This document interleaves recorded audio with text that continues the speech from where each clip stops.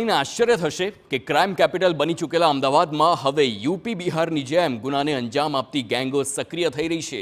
ખાખીની નિષ્ફળતા કહો કે પછી ગુનાખોરીની આલમ કહો, પરંતુ અમદાવાદમાં આજે 23 જેટલી ગેંગ સક્રિય છે। જી હા, અમદાવાદમાં 23 ગેંગ સક્રિય છે। ત્યારે સૌથી પહેલા નજર કરીએ કે અમદાવાદમાં કઈ કઈ ગેંગ તેણે પગ પેસારો કર્યો હોય તેને લઈને હવે તેની પર નજર કરીએ। ગ્રાફિક્સના માધ્યમથી એ તમામ ગેંગ પર જોઈશું। આપ જોઈ શકો છો અમદાવાદમાં કઈ ગેંગનો આતંક છે। અમદાવાદ શહેરમાં કુલ 23 જેટલી ગેંગ છે જે સક્રિય છે અને આતંક પોતાનો મચાવી રહી છે। તેની વિગતવાર એક બાદ એક વાત કરીશું। વાત કરવામાં આવે જો 23 ગેંગ બાદ કયા કયા નામ છે હવે તેની પર પણ નજર કરીશું, કારણ કે 23 ગેંગમાં અમદાવાદનો પૂર્વ અને પશ્ચિમ વિસ્તાર બંને આવી જાય છે।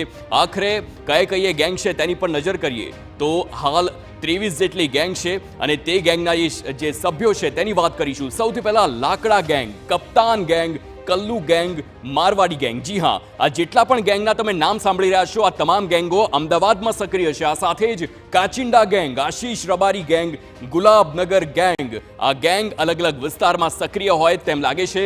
તાતિયા ગેંગ, મદ્રાસી ગેંગ અને ઘેટી ગેંગ પણ છે જેનો સમાવેશ અને તેનું લિસ્ટ બનાવવામાં આવ્યું છે। આ સાથે જ દારૂ ગેંગ, કલ્લા ગેંગ, મેમ્બલ્લા ગેંગ અને સીલુ ગેંગ, આ તમામ ગેંગના એવા સભ્યો જે ક્યાંક ને ક્યાંક અલગ અલગ ધંધા કરતા હોય છે, ક્રાઇમ આચરતા હોય છે। આ સાથે જ વાત કરીએ બાસી ગેંગ, ફ્રેક્ચર ગેંગ, હરિંદર કાળિયો ગેંગ, આ એ સભ્યો અને એ કુખ્યાત આરોપીઓ જેણે અમદાવાદ શહેરને ક્યાંક ને ક્યાંક ક્યારેક ને ક્યારેક તો બાનમાં લીધું જ હશે અને આજે પણ અમદાવાદના અલગ અલગ વિસ્તારમાં તેમની ધાક ધમકીઓ ચાલતી જ હોય છે।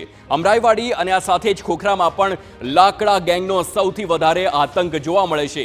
હવે અમદાવાદનો વિસ્તાર અને એ વિસ્તારમાં કઈ ગેંગ સક્રિય છે તેની પર વિગતવાર વાત કરીશું, જેમાં સૌથી પહેલા લાકડા ગેંગની વાત કરીએ। અમરાઈવાડી વિસ્તાર અને ખોખરા વિસ્તાર આ બંને વિસ્તારમાં આ ગેંગ છે તેનો આતંક સૌથી વધારે છે। તો અમરાઈવાડી વિસ્તારમાં કપ્તાન ગેંગ પણ છે જેનો આતંક ક્યાંક ને ક્યાંક તમે પણ જો તે વિસ્તારમાં રહેતા હો તો તમે આ નામ સાંભળ્યું જ હશે। તો અમરાઈવાડી અને ખોખરામાં કલ્લુ ગેંગનો પણ આતંક એટલો જ છે।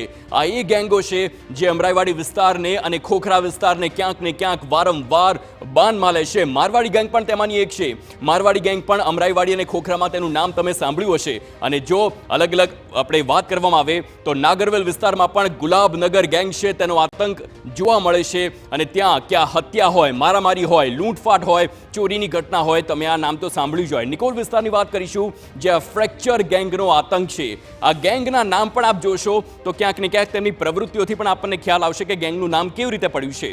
નિકોલ, કૃષ્ણનગર, બાપુનગરમાં હરિંદર કાળિયો ગેંગ સક્રિય છે। હરિંદર કાળિયો કુખ્યાત શખ્સ અને તેના નામથી જ આ ગેંગનું નામ પડ્યું છે। ખોખામાં મદ્રાસી ગેંગ અને ઘેટી ગેંગનો પણ આતંક જોવા મળે છે। આ એ ગેંગો જે ક્યાંક ને ક્યાંક કોઈક ને કોઈક ગુનામાં હંમેશા સંડોવાયેલા રહેતા જ હોય છે તે વિસ્તારમાં કુખ્યાત છે। ખોખરામાં મદ્રાસી ગેંગ અને ઘેટી ગેંગ છે જેનો આતંક વારંવાર જોવા મળે છે। સીટીએમની વાત કરીએ, રામોલની વાત કરીએ જેમાં મેમ્બલા ગેંગનો આતંક જોવા મળે છે।